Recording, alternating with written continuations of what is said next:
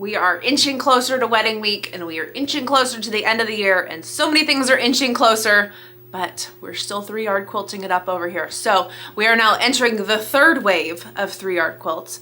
Maybe even this is a small wave before we get to wave number 4. So for this one, this is kind of like the kickoff of, like, if you remember MTV with TRL, Total Request Live. My request may not have been live, but these are some of the requested quilts that when I did my little video post when we were in the limbo of moving. I mean, we're still moving, but that's beside the point.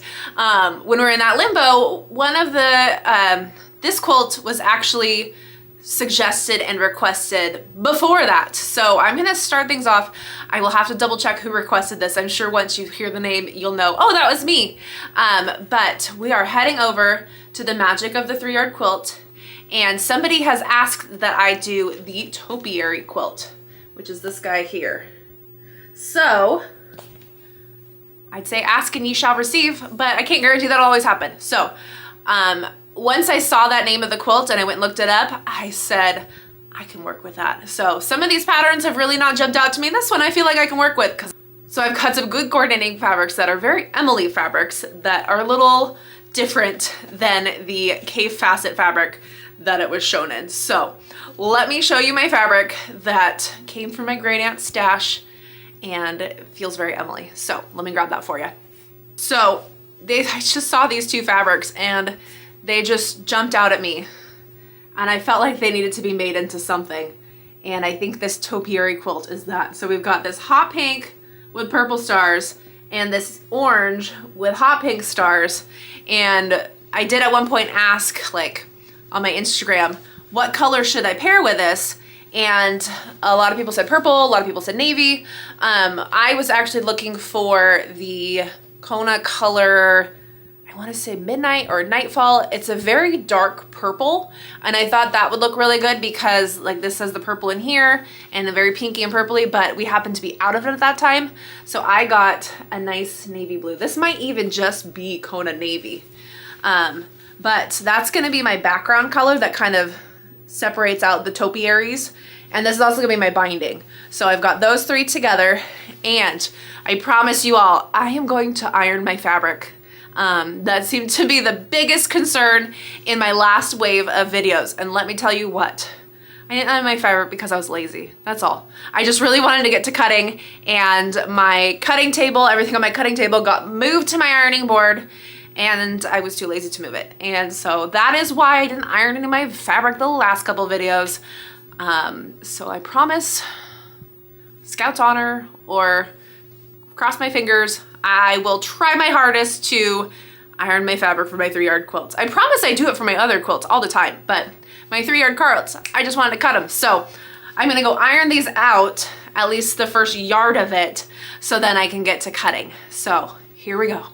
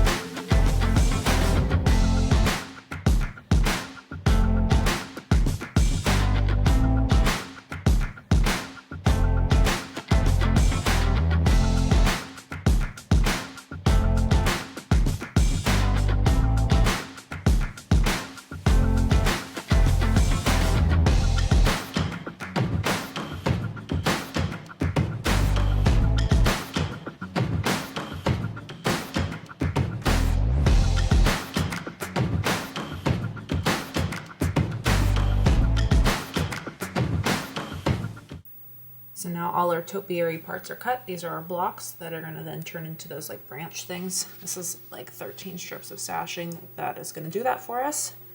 And then we've got the inner border, outer border, and then the sashing here, and then 2.5 inch strips for binding. So I'm gonna take a look at my book and see how these are gonna turn into this, to turn into those rectangles. So stay tuned.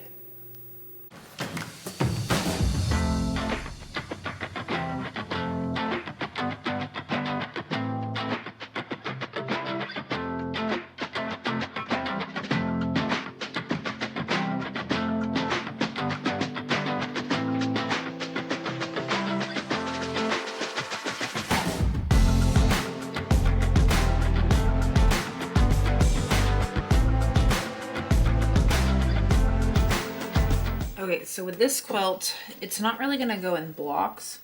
It looks like these are gonna be the blocks and they're gonna go in rows. So let me take a look here. So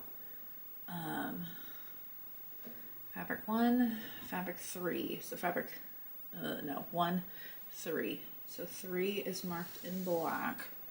So we're gonna go here. So because these fabrics are not directional, they're a toss print, that is ideal for this situation because I didn't have to worry about which way these squares were going when it came to putting things together. So that's gonna go that way. This is gonna go this way. So it's gonna kind of like zigzag. And then, so there's that. And then the sashing is going to run down the middle here, kind of like, it reminds me of like a tree trunk. And so then to get the square look, or the rectangle, I know my shapes, so it's going to go there, and then here, and then there. I've updated my sewing space, so I'm using my Husky table instead of my little sewing table, so we're giving that a go because I got a new horn drafting chair as a wedding gift from somebody at our quilt shop. So I'm giving another layout attempt. So we've got 1, 2, 3, 4, 6. So it's 9 down. So it's gonna go 1, 2, 3. So this is a third of it. So then it's gonna alternate. So I guess I'm gonna start sewing these rows together. And then once I have my rows, I'm gonna keep them in order somehow. And then, so this is gonna be twice, and then a half of a one. So it's gonna have an orange strip, and then this one's gonna be a pink strip, and then an orange strip, and a pink strip. So I'm gonna make my rows, and then figure out how I'm going to lay this out on the floor to get my sashing. I may have to use my design wall and hope for the best because we are still in wedding chaos mode. But this is where we're at. I'm gonna sew these together. I'm gonna go from there.